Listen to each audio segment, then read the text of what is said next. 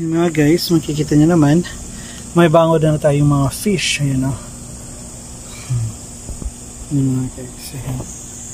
So, ayan yung tatlo. Yung dalawa guys, binili ko. Tapos yung iba, yung karamihan yan is donation. Ayan o.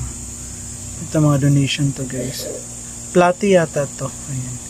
So, maraming platy guys. Natutulog na yata yung iba. Iba nandun yan guys. Diba? Makikita nyo naman. Andan sila kasi may pagkain doon.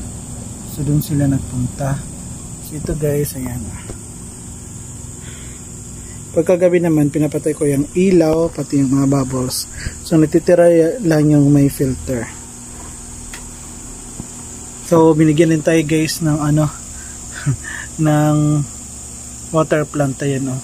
May curly water plant, yung straight din ganito. May straight ayan. Ito yung koi.